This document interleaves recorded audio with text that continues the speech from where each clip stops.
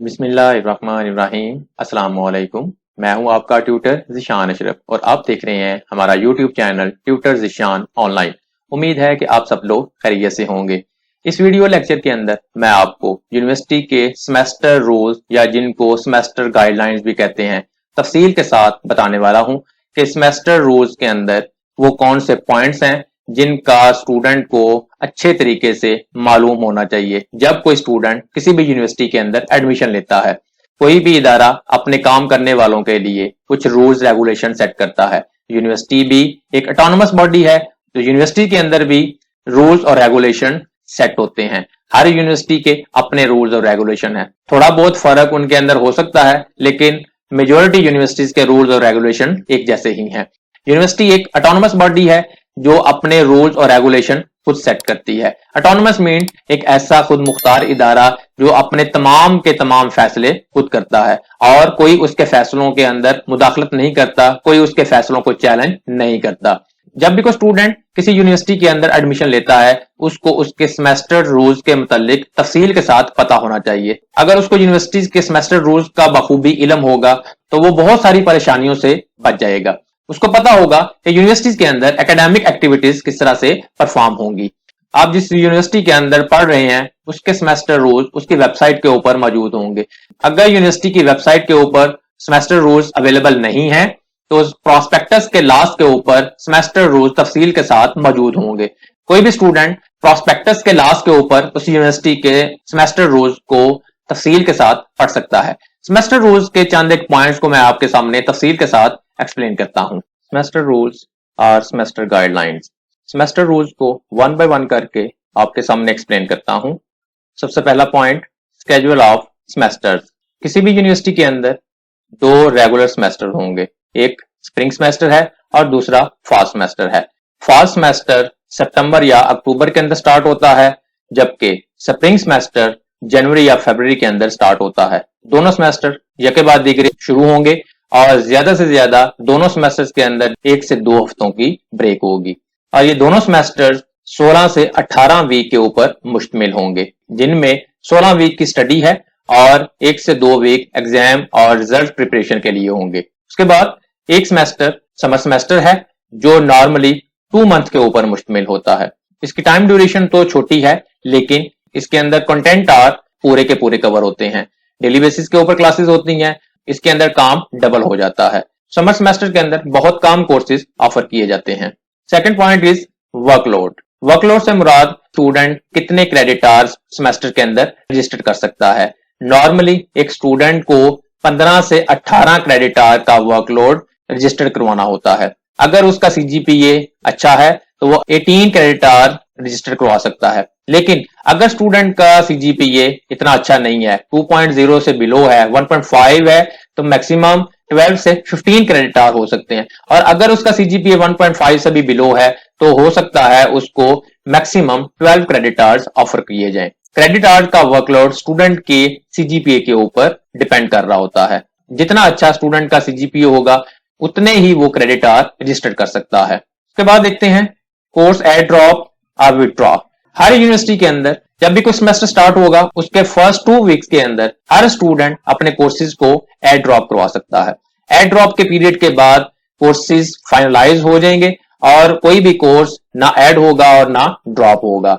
हाँ, अगर कोई स्टूडेंट फाइनल से पहले, उसकी भी एक मखसूस डेट है, नॉर्मली 12 या 13 वीक के अंदर अगर कोई स्टूडेंट समझता है उस सब्जेक्ट के अंदर उसकी तैयारी अच्छी नहीं है और वो समझता है कि उस सब्जेक्ट के अंदर उसका ग्रेड एफ आ सकता है, एफ ग्रेड से बचने के लिए स्टूडेंट नॉर्मली क्या करते हैं, अपने कोर्सेज को विथड्रॉ करवा लेते हैं। विथड्रॉ कोर्सेज की अप्रूवल जाएगी हेड ऑफ डिपार्टमेंट के पास और हेड ऑफ डिपार्टमेंट के अप्रूवल के बाद उसके कोर्सेज को विथड्रॉ कर दिया जाता है।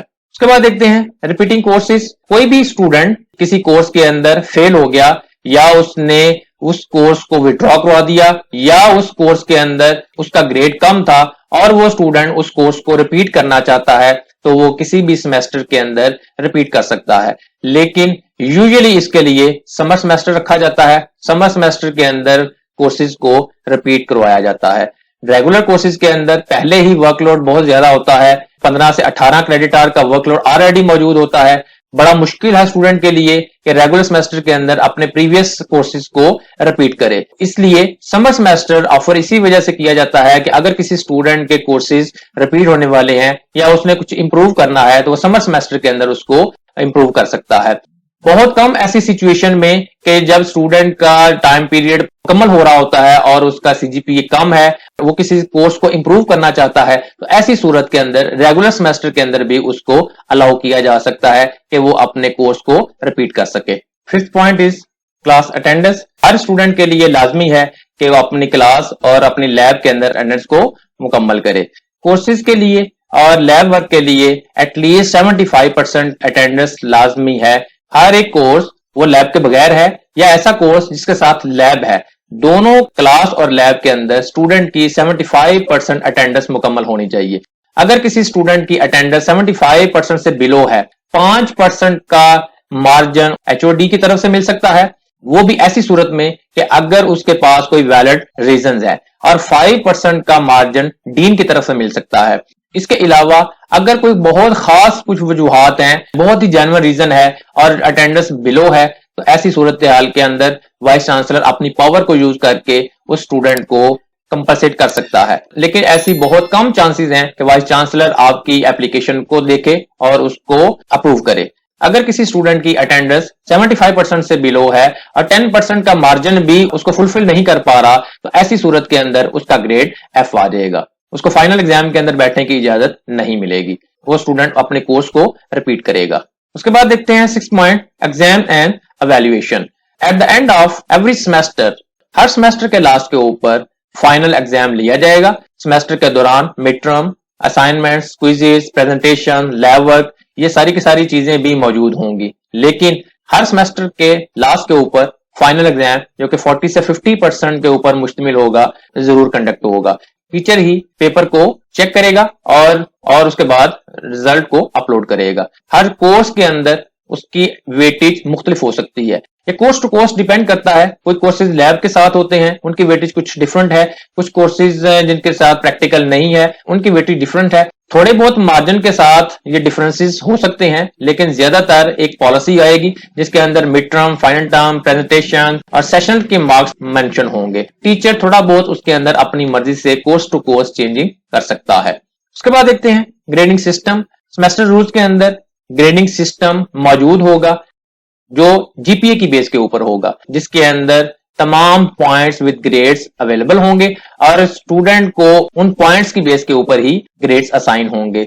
जिस स्टूडेंट का जो भी ग्रेड बनता है उसको ग्रेडिंग सिस्टम के पॉइंट ऑफ व्यू से चेक करके जो ग्रेड उसका बनता है उसको असाइन कर दिया जाता है।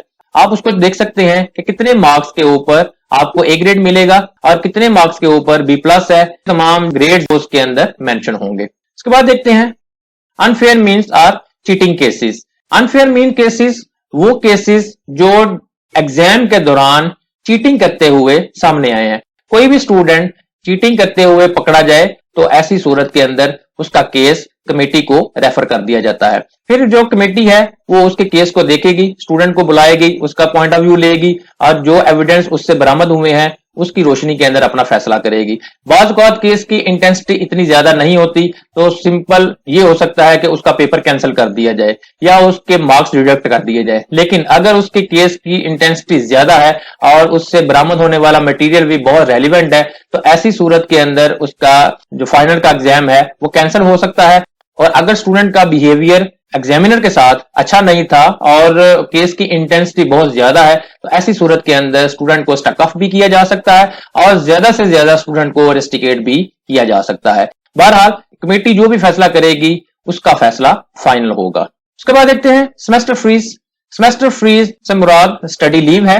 कोई भी स्टूडेंट किसी खास वजह से अपनी स्टडी को ब्रेक कर सकता है। उसके लिए वो हेड ऑफ डिपार्टमेंट को एक एप्लीकेशन देगा, उसके साथ अपनी स्ट्रॉन्ग रीजन बताएगा कि किस रीजन की बेस के ऊपर अप्लाई कर रहा है। अगर उसकी रीजन वैलिड है उसकी एप्लीकेशन के ऊपर एचओडी उसकी एप्लीकेशन को मार्क करेगा और फॉरवर्ड कर देगा कि इस स्टूडेंट को स्टडी लीव चाहिए। अब वो स्टडी लीव डिपेंड करती है आपके डिग्री प्रोग्राम के ऊपर, एक सेमेस्टर से 2 सेमेस्टर और ये यूनिवर्सिटी टू यूनिवर्सिटी और प्रोग्राम टू प्रोग्राम वेरी करती है। ज्यादा से ज्यादा कितनी स्टडी लीव कब तक आपको मिल सकती है ये सेमेस्टर रूल्स के अंदर मौजूद होंगी कि कितने सेमेस्टर तक आप अपनी स्टडी को ब्रेक कर सकते हैं। और उसके बाद फिर जब आप स्टडी को रिज्यूम करेंगे उसके लिए भी सिंपल, आपको एप्लीकेशन देनी है और एप्लीकेशन के बाद आपने अपने कोर्सेज रजिस्टर करने हैं और अपनी स्टडी को रिज्यूम कर लेना है। उसके बाद लास्ट पॉइंट, माइग्रेशन और ट्रांसफर ऑफ क्रेडिट्स। कोई भी स्टूडेंट अपने क्रेडिट आवर्स को एक यूनिवर्सिटी से दूसरी यूनिवर्सिटी के अंदर ट्रांसफर करवा सकता है। इंट्रा यूनिवर्सिटी और inter university migration. Intra university से मुराद अपने यूनिवर्सिटी के किसी कैंपस या एफिलिएटेड कॉलेज से अपने ही यूनिवर्सिटी के किसी और कैंपस के अंदर आप मूव कर रहे हैं तो ये इंट्रा माइग्रेशन होगी। और इंटर माइग्रेशन से मुराद एक यूनिवर्सिटी से किसी दूसरी यूनिवर्सिटी के अंदर आप मूव करते हैं। जब दूसरी यूनिवर्सिटी के अंदर मूव कर रहे हैं तो उस यूनिवर्सिटी के पॉलिसीज को भी सामने रखा जाएगा। उस यूनिवर्सिटी के रूल्स रेगुलेशन क्या हैं, वो उसकी स्कीम ऑफ स्टडी क्या है, कौन से कोर्सेज किस ग्रेड के साथ एक्सेप्ट होंगे, ये तमाम की तमाम चीजें फॉलो होंगी। और उसके बाद स्टूडेंट का एक यूनिवर्सिटी से दूसरी यूनिवर्सिटी के अंदर माइग्रेशन और क्रेडिट आवर्स ट्रांसफर हो सकते हैं। जब दूसरी यूनिवर्सिटी के अंदर क्रेडिट आवर्स ट्रांसफर हो जाएंगे, जो रिमेनिंग पोर्शन है वो स्टूडेंट उस यूनिवर्सिटी के अंदर वहां पे पढ़ेगा और अपनी डिग्री को वहां पे कंप्लीट करेगा। ये थे सेमेस्टर रूल्स के कुछ पॉइंट्स। उम्मीद है कि आपको इनके बारे में मालूम हो गया होगा। इसके अलावा काफी सारे और पॉइंट्स होंगे जिनको आप सेमेस्टर रूल्स के अंदर तफसील के साथ देख सकते हैं। अगर आपका कोई क्वेश्चन हो तो कमेंट सेक्शन के अंदर पूछ सकते हैं। अगर आपको हमारी ये वीडियो पसंद आई हो तो इसको लाइक करें, शेयर करें, कमेंट सेक्शन में अपनी राय का इजहार करें और अगर अभी तक आपने हमारे चैनल को सब्सक्राइब नहीं किया तो सब्सक्राइब के बटन पर क्लिक करके साथ घंटी के निशान को दबा दें ताकि हमारी आने वाली हर वीडियो का आपको फौरन पता चल जाए। अपना बहुत सारा ख्याल रखिएगा। अल्लाह हाफिज।